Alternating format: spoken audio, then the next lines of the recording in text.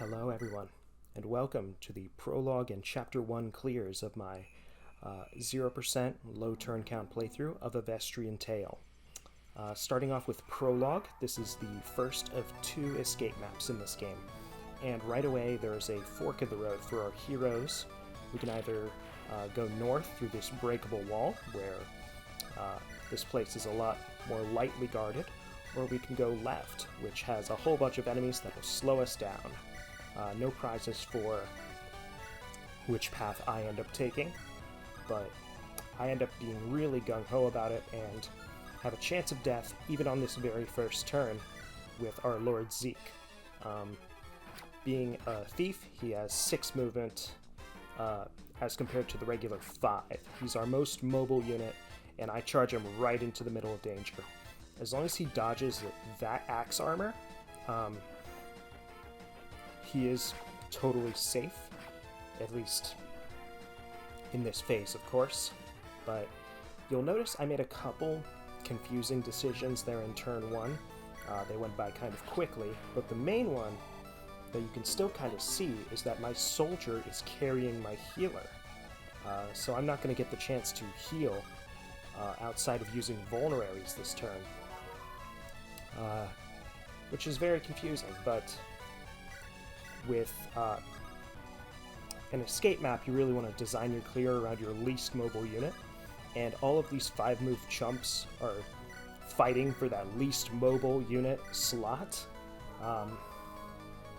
unfortunately for me. And since going north sends us through a choke point, I would have lost a tile of movement on my healer if I didn't put him in saddlebags. So now my least mobile unit is Anatoly, the mercenary there. And right here you're seeing an interesting little formation by me. I did need to land that 62. It's this 3x2 brick here, and you can see the goal of it was to have all the enemies clump up in the south there, meaning that none of them were in front of me and able to block my path. We're going to keep that general formation going into, I believe this is turn 3, but Anatoly, he's really running on fumes at this point. He's taken the brunt of all these enemies, and we can't slow down to kill them on player phase, so he's going to chug our last vulnerary that we have. On this enemy phase, Zeke gets a lucky crit against that Myrmidon. I'm not sure if it was necessary, but he does have a 10 crit weapon in the back if it was. I just chose to equip the Iron Sword here for some AI minute or another.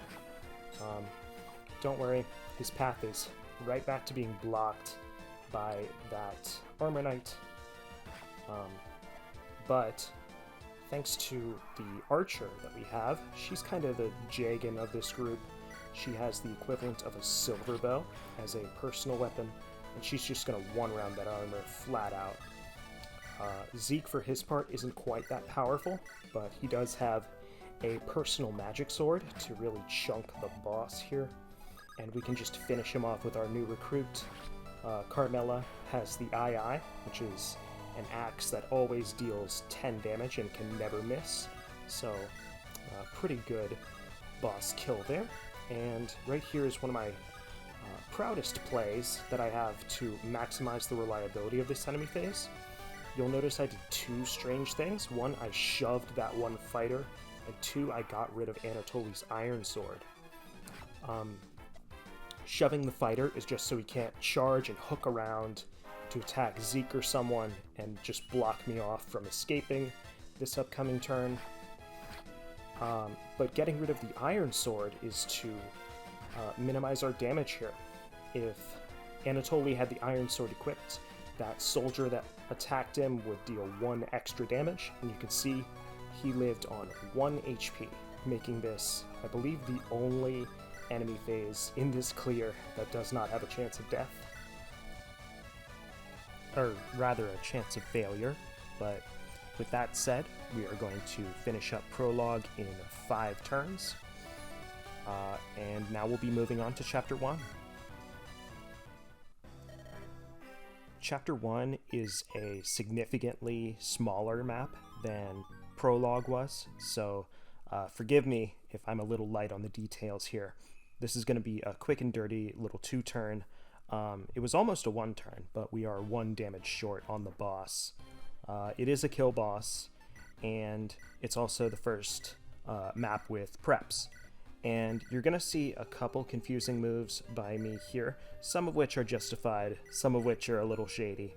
I'm going to get rid of Ezekiel's personal weapon and load him up with some items that he's not going to use.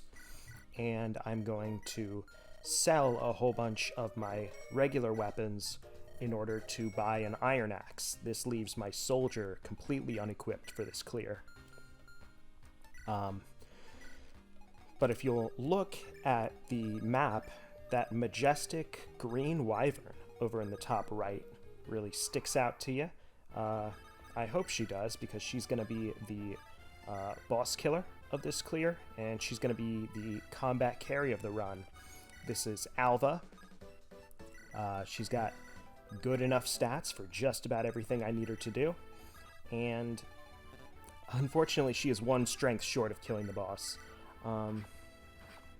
You may be wondering how exactly that's like feasible, how a wyvern can 1-round a boss, or like almost, and that's with the help of the boom shroom that Carmela had last map.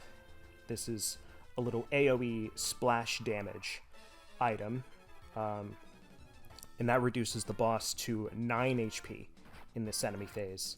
This enemy phase is very shady, of course. Alva is right in the middle of everything. She's going to get attacked by 4 scary enemies and 1 not-so-scary one. She needs to dodge 2 of the scary enemies. If she had a javelin, she would still leave the boss at 1 HP, so I kept the bronze lance to maximize her avoid. There's also a bit of a chance of death at the south near our starting position because of my iron axe play, and the reason I did that is to get our first capture of the run, which I'll show off here on player phase 2. If you'll remember, in Prologue I mentioned running out of vulneraries, so I was very scared of needing some in this clear, so I steal one, and I'm going to use our first capture to get another. One handy thing about the impossible 1-turn is that you can recruit the other recruitable unit of this map on turn 2, so Sanzang the Mage does not cost any turns. We're going to go ahead and capture the Steel Lance Soldier, who also has a vulnerary. And we're going to kill this boss with Alva, finishing this map in 2 turns. Thank you for watching, and I hope to see you for Chapter 2.